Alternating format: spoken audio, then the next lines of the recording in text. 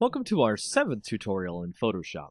This time we'll focus on the text tool, one of the most used and favorite tool by topographers all over the world. Start by clicking on the T icon on the left. As you can see, I pretty much can type anything I want in my text font picked from the side here.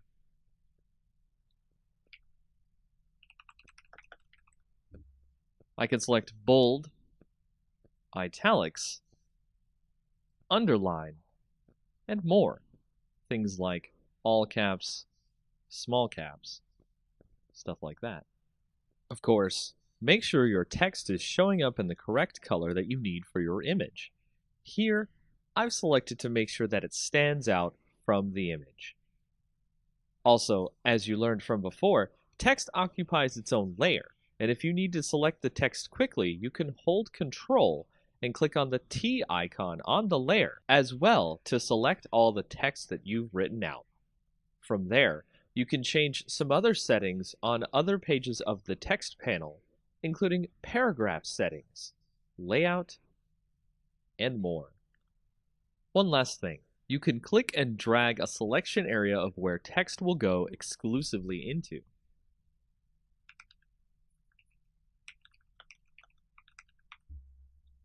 Text has a lot more functions that you can use with it, including vertical, if you so choose.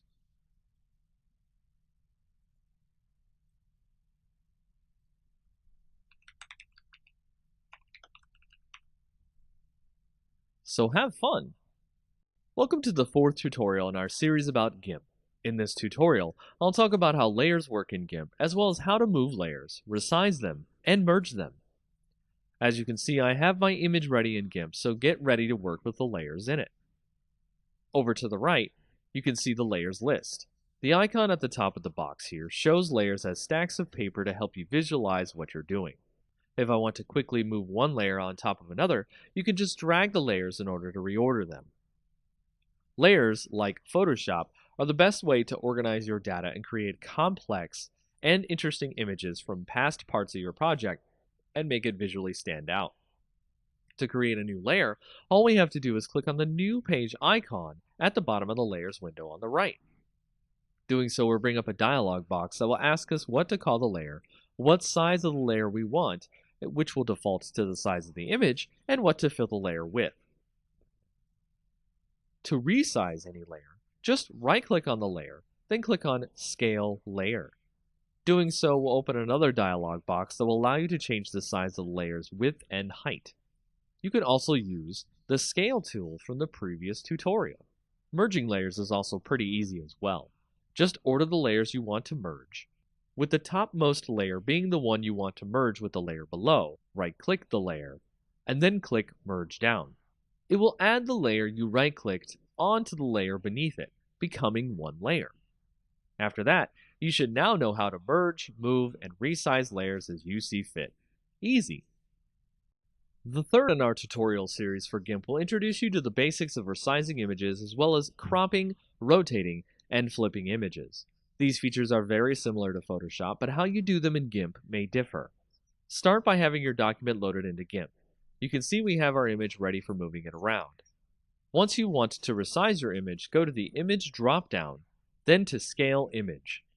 This is what resizing an image is called in GIMP. Once there, you can see the dialog box. The dialog box here for Scale Image lets you choose the width, height, and resolution of the image as you see fit. You can also change the quality of the image here as well. The Scale tool on the left here can also allow you to resize the image like a selection tool would in Photoshop. Just click the image and resize accordingly. Cropping an image also works similarly as you've seen it in Photoshop as well. Click on the Crop tool, the little knife icon, and you'll be allowed to make a selection over the image which will tell the tool where and what you want to crop. Click on the image again after selection to crop the image. Rotating the image, of course, works in a very simple way. The Rotate tool is next to the Crop tool, just to the right. Once you click on it, you can see the tool options below the tool, where you can do it by layer or a selection similar to crop, or a much more advanced way through a path. We'll just use the layer Rotate. click on the layer you want to rotate in the image, and you can use a slider to rotate left or right, or set the angle yourself. To flip an image, click on the tool that looks like a book opening here on the toolbar.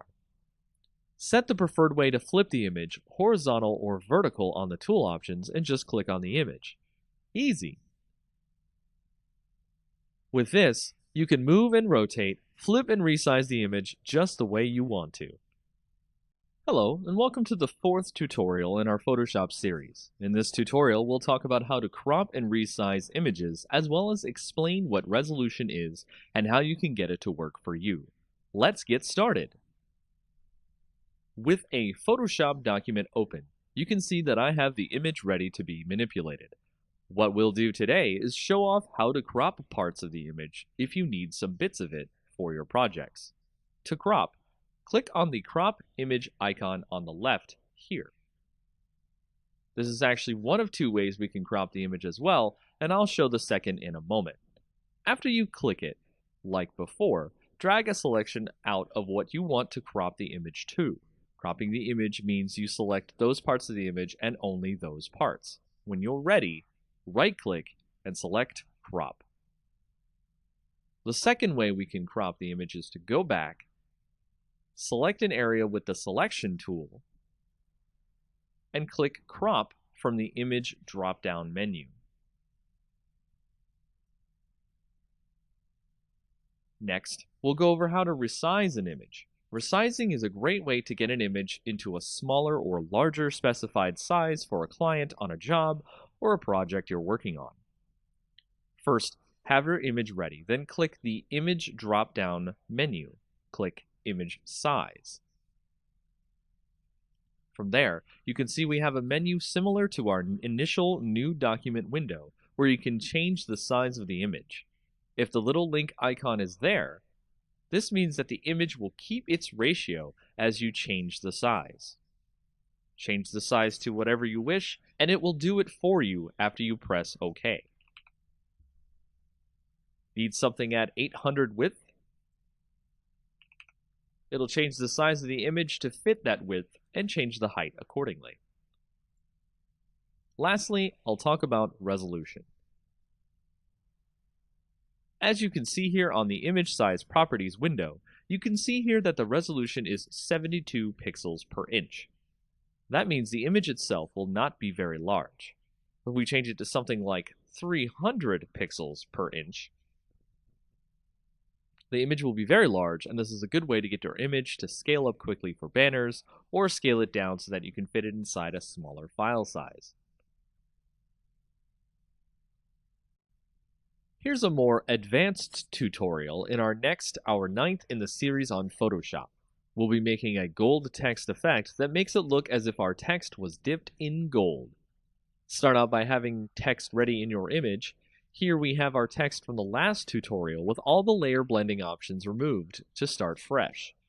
To start creating this effect, let's start by opening the layer options once more. The first thing we want to do is make the text look like it's carved out. Use Bevel and Emboss here for that.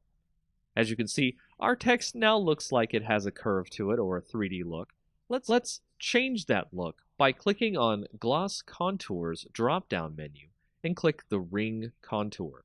If you're unsure of which is which, just hover over each contour for a few seconds to get the name of the contour. After this, make sure the effect is set to Chisel Hard, so that way it looks like it was really made out of some sort of marble or stone. As we're going for the gold effect, we're going to add a gradient overlay to the whole image so we can get the gold coloring right. If it's not already, we'll set the gradient to the first gradient setting, foreground to background, by clicking the Gradient drop-down menu. Then, click the gradient itself to open the Color Picking menu.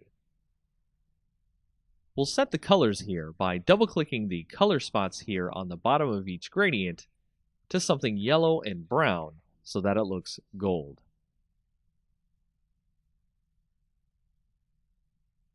After that, you can see your text is now worth its weight in gold, if only in Photoshop. This blending technique can be used on other things as well, but text is one of the best uses for it. A quick drop shadow at the end makes it stand out even more, and that's it for this effect. Simple, yet effective. In this 5th tutorial, I'll talk about how to use the selection tools in GIMP. Selection tools are the best way to get the parts of the image you need for cropping, cutting, and more. Once again, we have our image ready in GIMP, so we can use a myriad of selection tools on it. There are at least 7 selection tools in GIMP. We'll go over each one in basic detail. Each one has tool options, the panel below the tool on the left that you can tweak the settings for. First is your usual rectangular selection. Just like our Photoshop tutorial, just click and drag what you want to select here. Similarly, the oval selection tool next to it can be used to select things in a circular or oval pattern. Next, we have the free select or lasso tool, where you can draw your own selection around an object so you can freehand trace a selection you need to. After that, we have the fuzzy select tool, which, much like the magic wand in Photoshop, will select a region based on the colors around it. This one can take longer than usual to select something. You can tweak the settings in the Tool Options box to change the threshold that the wand will select what you want from the image. Threshold means it will select more or less things based on the higher or lower the threshold. Then we have the Select by Color tool, which will select things on the image based on the color you have in the foreground color box, which is seen below the tool window. Then you have the Scissors Select tool, which will attempt to select things based on detecting edges on the image. As you start clicking around the edge of the thing that you want to select, it will guess where it thinks the edges of the image are. And you can guide the points of the selection so that the program can figure out where the edges of the thing you're selecting is. This is by far one of the most intelligent tools you can use in GIMP. Lastly, we have the Foreground Select tool, which will start with a lasso around the thing you want to select. Once you've selected part of the image, it will create a blue mask over the image. Then you'll be able to mark what you want the selection to pick up out of the image. It'll be the best tool to select things that are in the foreground as opposed to the background. It's really great for photos. That's most of the selection tools covered in GIMP. Now you can grab exactly what you need out of the images you're using.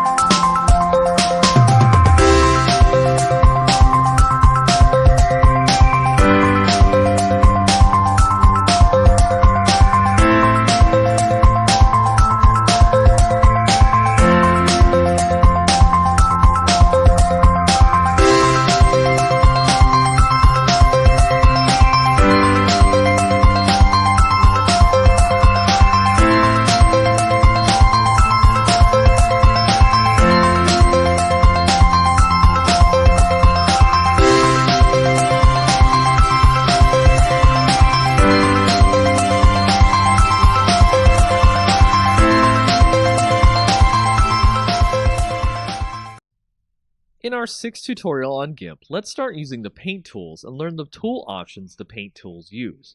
There's a lot to go over here, so I'll be breaking this up into 2 parts. The first of the paint tools tutorial begins here. With our image open, let's start creating something by using some paint tools. First, we'll use the paint brush.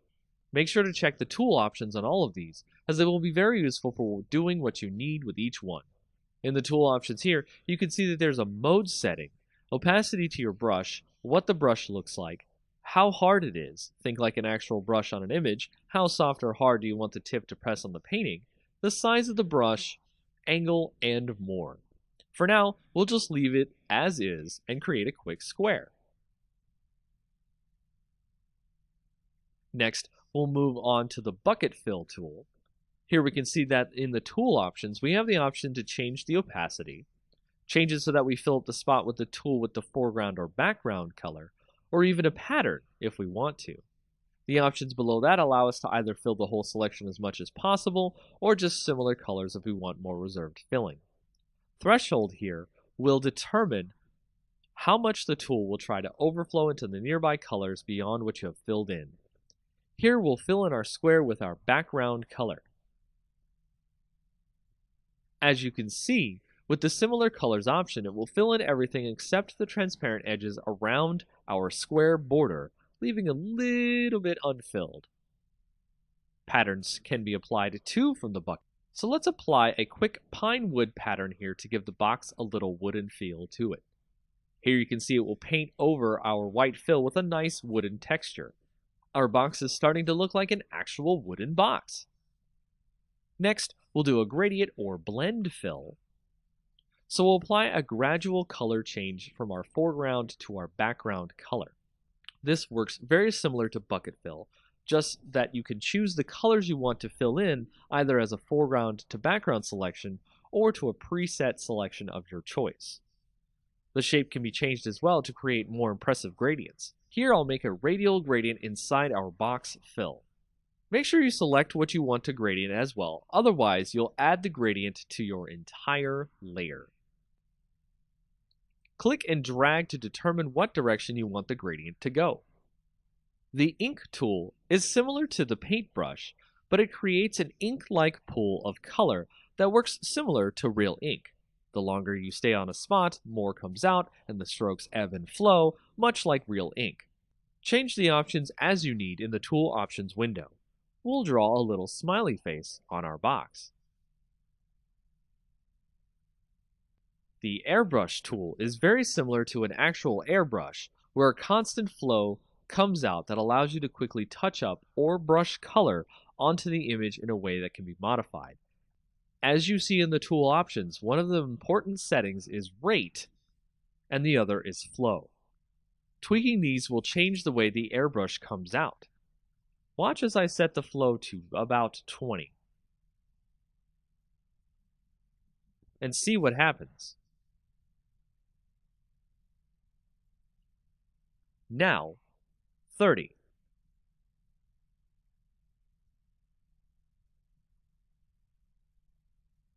You can now see that the lines are much thicker than they were before. This gives you granular control over how you want your airbrush to look. Lastly, we have the pencil and eraser tools. Much like an actual pencil, you can draw a very fixed, quick line with this tool, and is the simplest tool in the bunch. I'll give our smiley face some eyebrows. From there, the eraser can pretty much remove everything from the image. So like other tools, you can change the size of the eraser, the hardness, and many other features. Be warned that the eraser removes all the data from the image, so you will have to recolor in a spot you erased or fill holes you might create yourself. Oops, I seem to have erased the eyebrows. This completes our first part in the tutorial about the paint tools in GIMP. Now you know a lot about how to paint up your own images.